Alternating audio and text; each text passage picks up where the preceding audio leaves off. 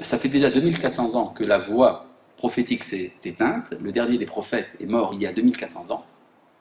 Et puis depuis, nous sommes dans un monde sans révélation. Un monde sans révélation fonctionne comme il peut. Alors, un monde sans révélation invente la philosophie, invente les religions, invente les mystiques, invente les idéologies humanistes. Enfin, tout cela, c'est quand il n'y a pas de révélation, alors on crée autre chose. Alors c'est vrai qu'il faut, pour ramener cette parole de Dieu sur terre, il faut faire le nécessaire. Faire le nécessaire, entre autres, c'est ramener Israël sur sa terre. C'est également ramener l'ensemble des Juifs dans la terre d'Israël. C'est également traverser une transformation culturelle extrêmement profonde qui permettra à cette parole de se manifester à nouveau. Mais comment se fait cette transformation culturelle? Elle ne se fait pas justement par des isolations mystiques, des méditations à la juive, comme on pourrait le penser. Vous savez que souvent, il y a aujourd'hui un grand renouveau, si vous voulez, des échappées mystiques de ceux qui recherchent à être prophètes, et en général, ça se finit par l'internement. En vérité, quand nous parlons du retour du prophétisme, nous parlons de quelque chose de beaucoup plus profond. C'est quelque chose qui arrive à réconcilier les différentes parties de l'existence en une seule vie organique.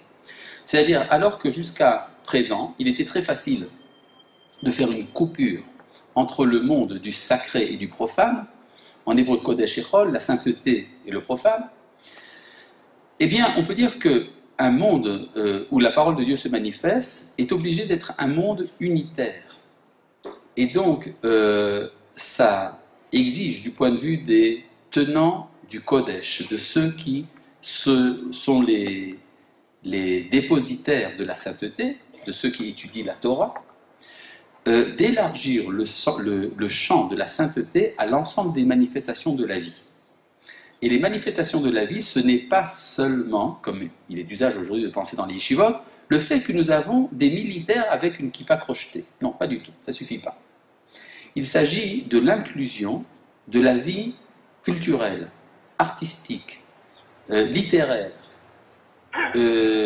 existentielle, tout ce qui fait la trame vivante de la vie, tout cela doit être introduit dans le secteur, dans le champ du Kodesh.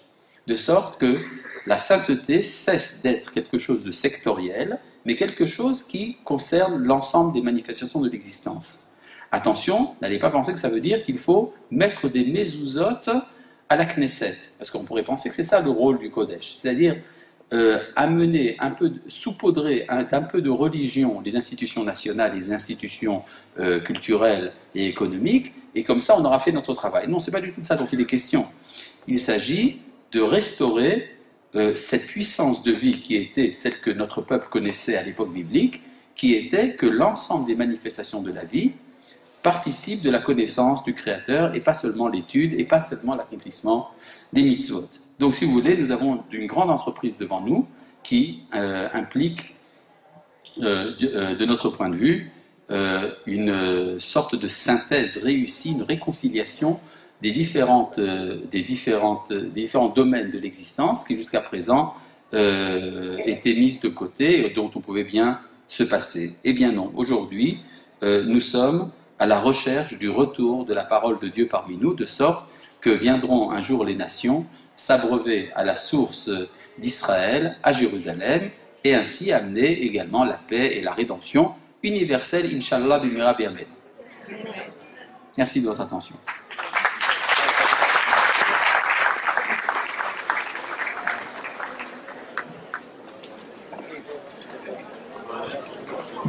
Tu vas rester à voir un peu de